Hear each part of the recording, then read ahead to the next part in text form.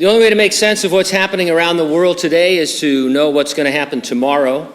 And God has seen fit to tell us a great deal about things that are going to happen in the future. There are hundreds of yet-to-be-fulfilled prophecies in the Bible, maybe as many as 500. We reserve a few minutes Sunday morning to suggest news or trends that seem to be predicted by a literal and futurist reading of the Bible. To avoid sensationalism, we're careful to use recognized, reliable news sources. It doesn't mean they're right, it's just that they're not fringe. And we're not saying that the things we report are the fulfillment of prophecy. We're saying that they are the things you'd expect to be happening in a build-up to the future 7-year Great Tribulation.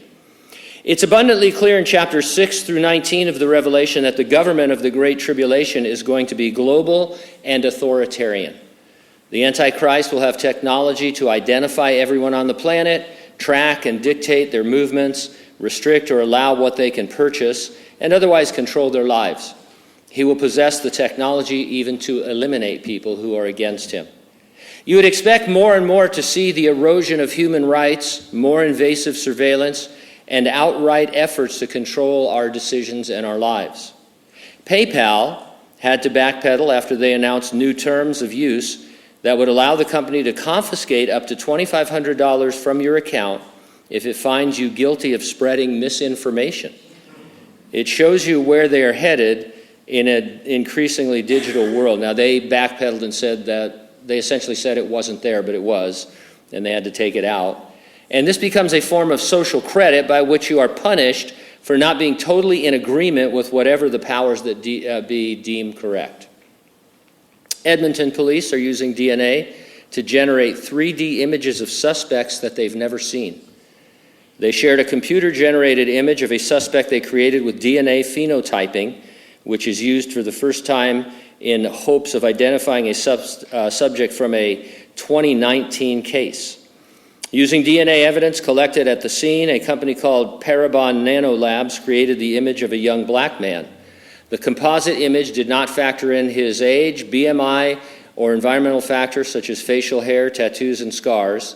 They released the image to the public both on their website and social media platforms, including Twitter, claiming it to be a last resort after investigative avenues have been exhausted.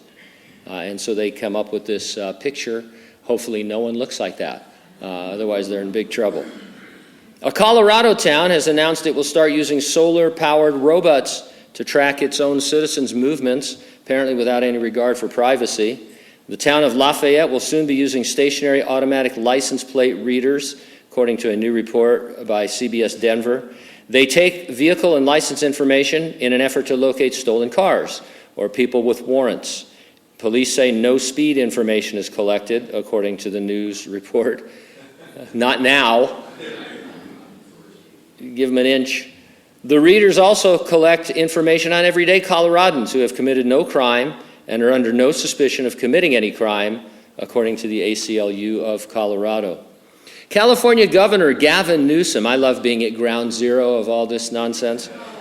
Governor Newsom, Oregon Governor Kate Brown, Washington Governor Jay Inslee, and British Columbia Premier John Horgan doubled down on Thursday and signed a new statement of cooperation, another climate agreement, the Pacific Coast Collaborative, recommitting the Western region to climate action. This is not about electric power, it's about economic power, Newsom said. This is about dominating a big global industry. Electric vehicles are a $1 trillion industry. We're not going to cede that to other jurisdictions, other parts of the globe. We want to dominate that.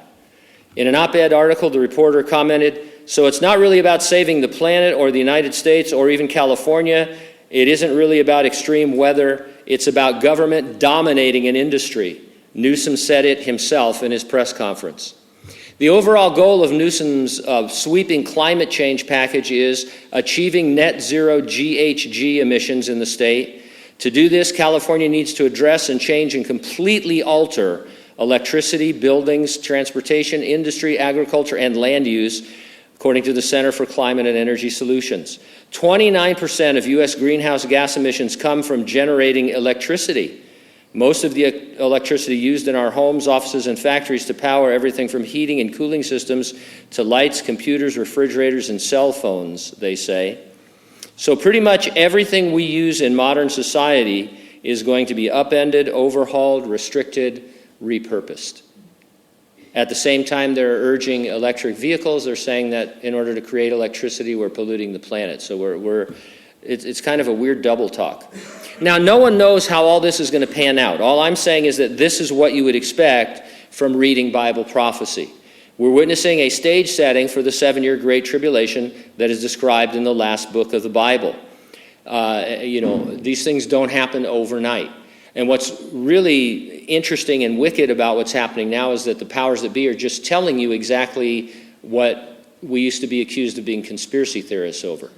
If 5 years ago I had said, well, this isn't about electric cars, this is about the environment, it's about electric cars and dominating an industry, well, that would have been fringe thinking.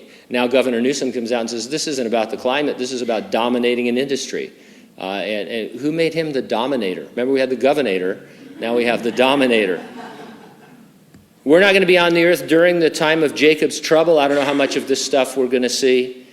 But before God begins the Great Tribulation, he's promised to come and resurrect the dead in Christ and rapture living believers. We call both of those events the rapture of the church.